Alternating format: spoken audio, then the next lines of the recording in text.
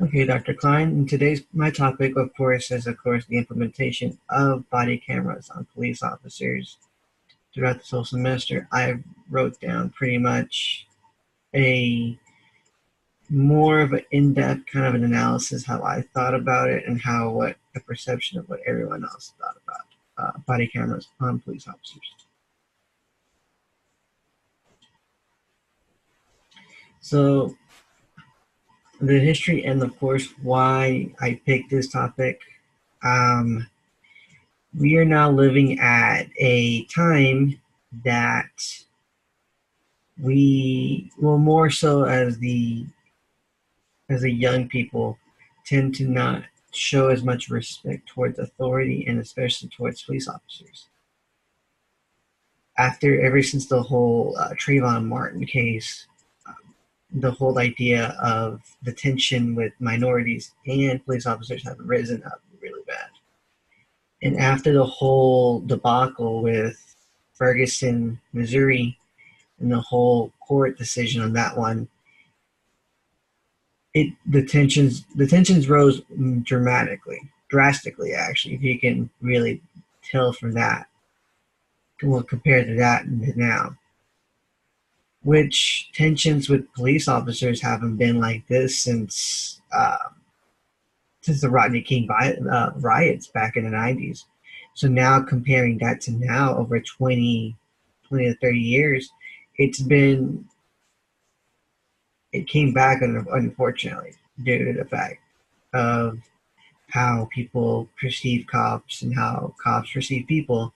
And the argument is that officers don't know how to take care of people or how to understand people, whether or not people understand the perception of how a police officer approaches people in an everyday situation. So what I learned also from this whole semester with the whole implementation of body cameras is that the use of it can also lower complaints towards officers. A lot of people, what they tend to do is whenever they don't get their way, they tend to blame towards the chief of any police department. And most of the time, everyone asks, well, what's your proof? Is there any proof? Is there any valid proof that the officer said a racial slur or that he showed a little bit too much aggression towards the citizen? And most of the time, it's a lot difficult to defend it and also argue whether or not the officer did it or did not. And of course, on my teaching, so what I did is that, so what I did in the methodology section is that on my paper that I wrote down, it did said that it was anonymous. But in reality, it was not anonymous. It was more of confidentiality. I personally emailed 20 of my closest friends to take my survey. But on the messages, I did say that I was not going to keep their information. I was not going to, you know, show it to someone else. I kept it. I also put on the Google Docs not to keep, not to keep their emails, and that they don't get emailed their answers or anything else of anybody giving them any more personal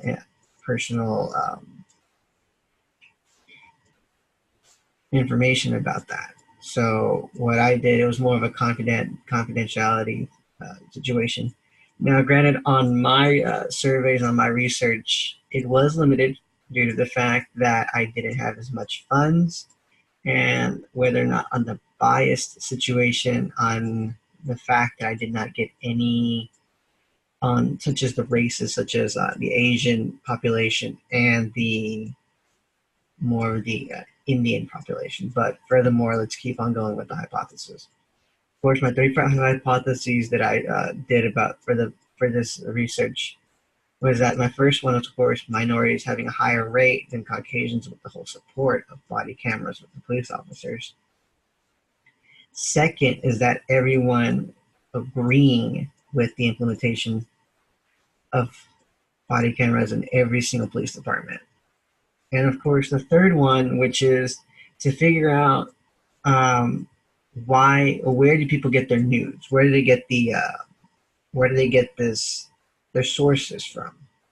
Because most of the time, a lot of people don't really know how they receive their news, such as whether or not they get it from Fox or from CNN. Pretty much very polarized news networks that pretty much a lot of people, whether or not you are either very far right or far left, it's still heavily biased. And I doubt that both networks even use any source of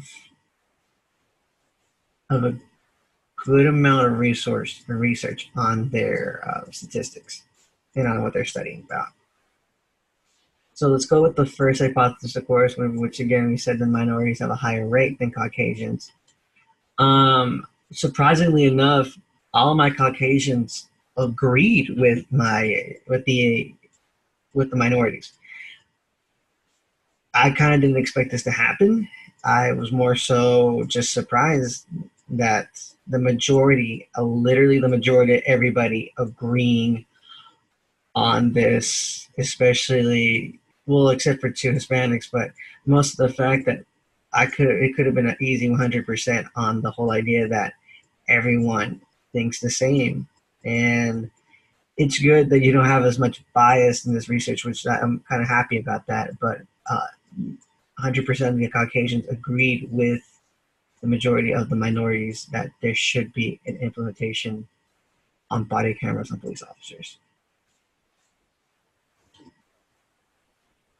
So the second one is that, of course, does everybody agree on the whole idea of body cameras helping out with patrolling and seeing how officers approach the citizens?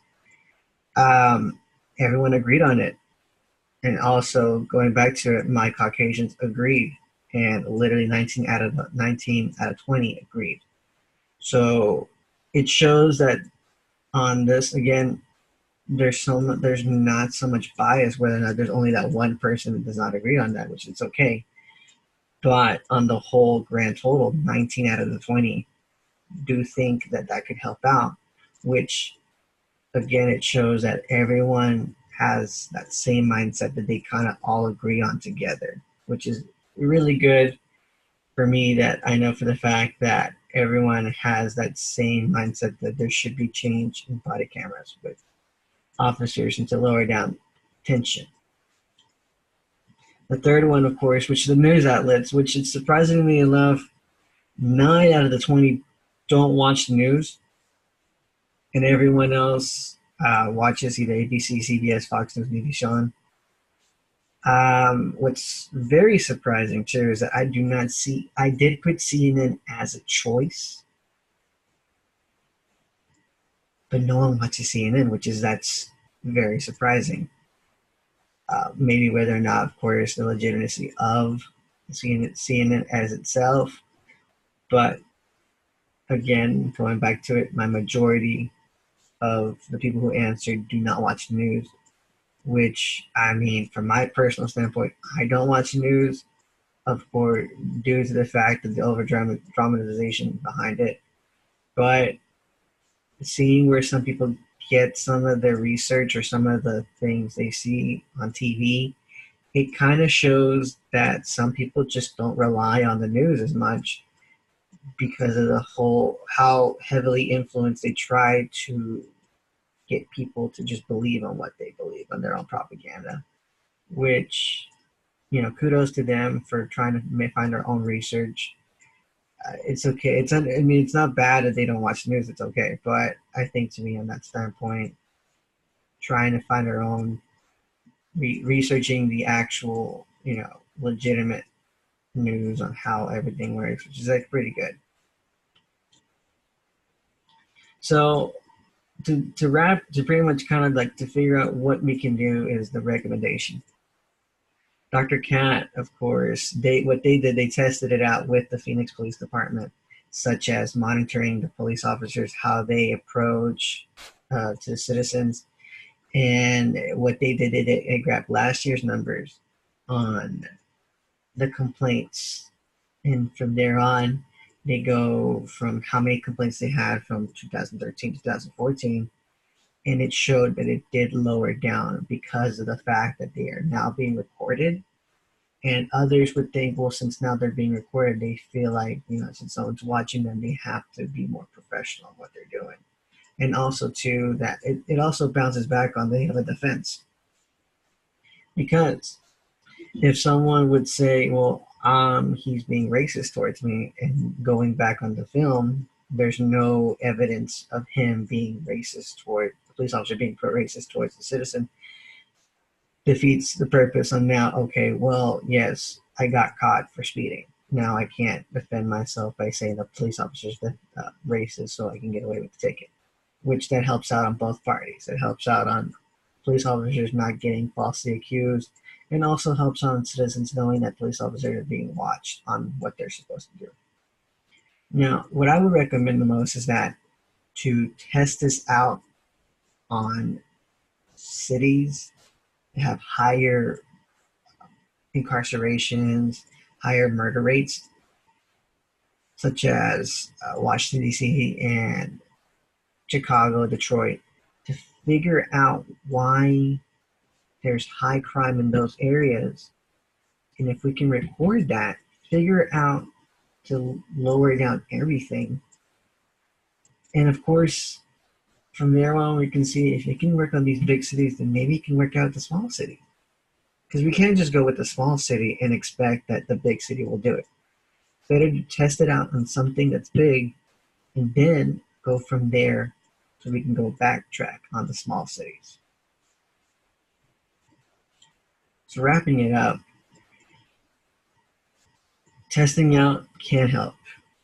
I think to me, if we can find a way to lower this tension, find a way to grab people and to make people understand, police officers are also people, and also at the same time, try to understand that maybe, just maybe, we can find a way to teach the public, hey, this is what they go through on a day by day basis. This is what you go through and what they go through, and from teaching everyone, well, everyone's perspective, then maybe, just maybe, we can probably find a way to lower down this tension and not bring it back up like how it was.